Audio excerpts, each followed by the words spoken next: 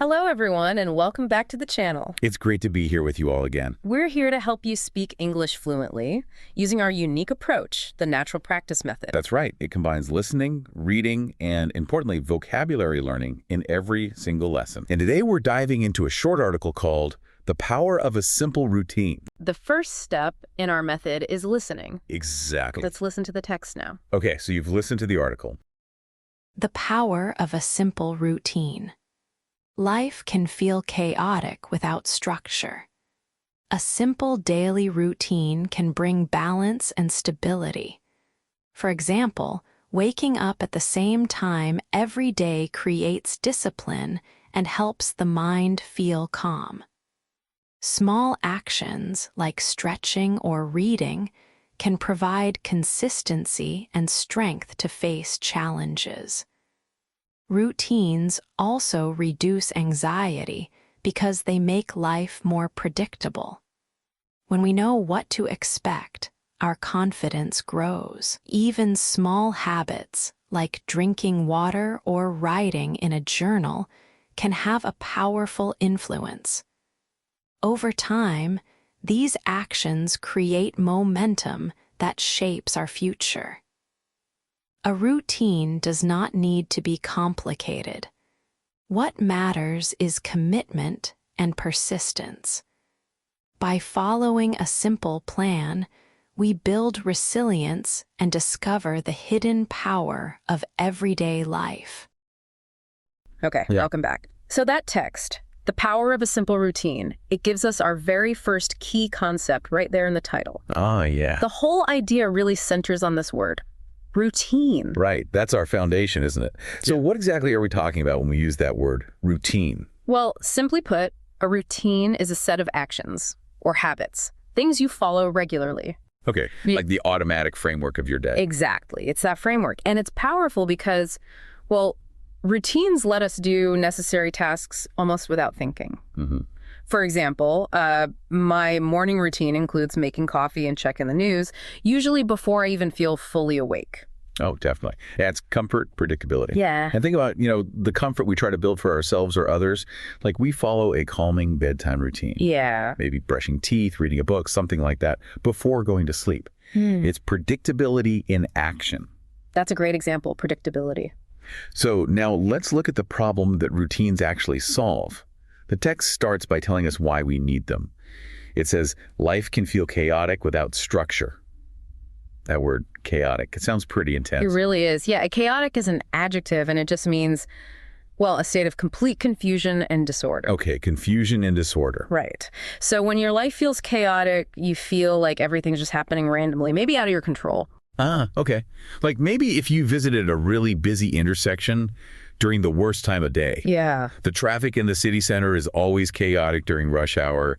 It feels overwhelming, disorganized. That's a perfect picture of it. Or think of a simpler situation, maybe a classroom. The classroom was chaotic when the teacher stepped out for just like 2 minutes. Right. No direction, no leadership. Exactly. So if life feels chaotic, what's the antidote? What does the text suggest? Well, it says right there we need structure. Ah, structure. Okay. So structure is the way that something is built or arranged or organized. Built, arranged, organized. Okay. Yeah. It's the organization that, makes sense out of the chaos. I like that. Structure is the antidote to chaos. That makes sense. So for instance, if you're writing something, an essay needs a clear structure, right? With an introduction, supporting points, and a strong conclusion. Absolutely. Or thinking about the working world, you definitely need structure to succeed there. Like our new project management software provides structure for managing all our projects. Okay. It ensures everyone knows their role, the steps involved. Right. It brings order. Right. Order. So once you have that structure, the text promises two really great things: balance and stability.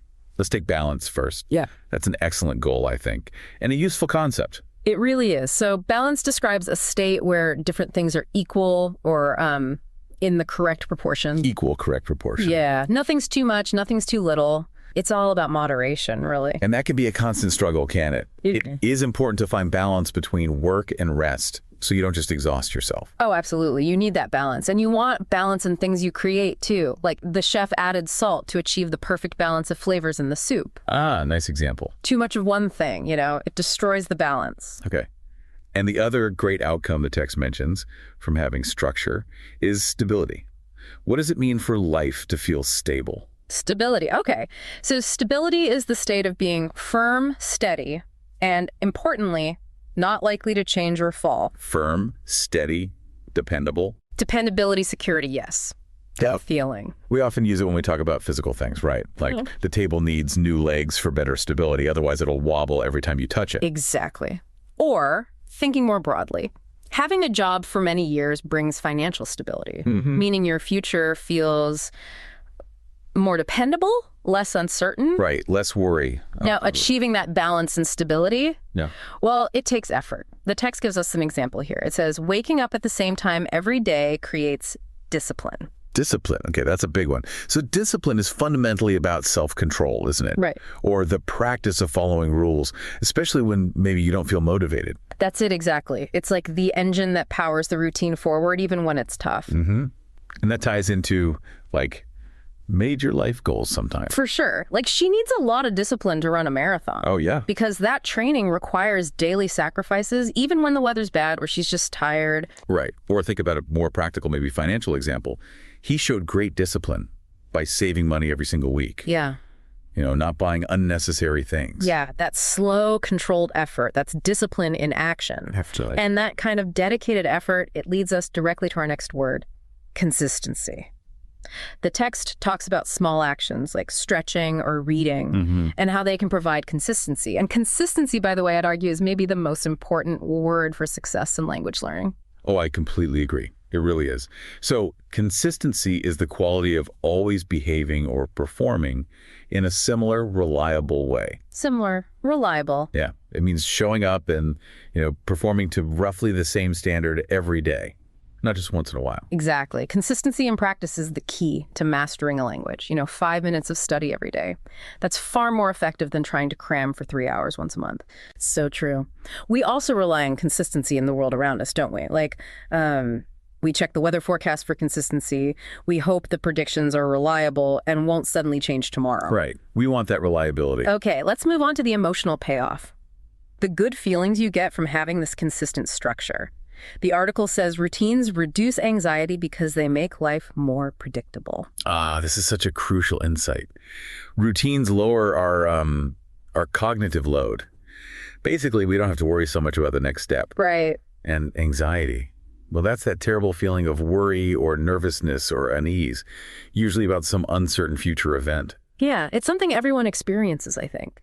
Like, taking a big exam causes many students to feel anxiety because the outcome is unknown, even if they prepared really well. But if you know the steps, if you have that routine, you feel better. Like knowing the fixed schedule for a trip and having done the preparation, it reduces my anxiety about traveling to a new city. Yeah, that predictability, it helps defeat that worry. It really does. And when that anxiety starts to disappear, the opposite feeling often grows.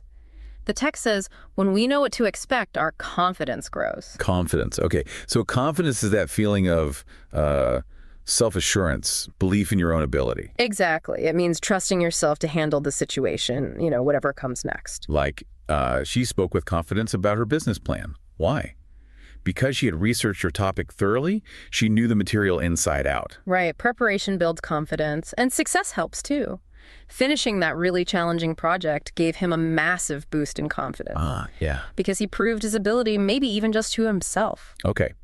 Moving towards the end of the article, it explains that even small, consistent habits can have a powerful influence on our lives. Influence, yeah, that's a good one. So influence is the power to change or affect someone or something. The power to change or affect. Right. And often that power is much bigger than the size of the habit itself might suggest. That's true for people too, isn't it? Yeah. Like a good teacher can have a really positive influence on a student's life. Maybe change their path forever, help them become better. Absolutely. Or just look at your environment. Think about the slow, calm music playing in a cafe. It has a calming influence on the customers. It affects their mood, maybe without them even realizing it. Right. Okay, and finally, the text gives us what feels like the ultimate goal here. It says, by following a simple plan, we build resilience. This seems like the key outcome of having a strong routine. I think so too. Resilience. It's a really key human trait.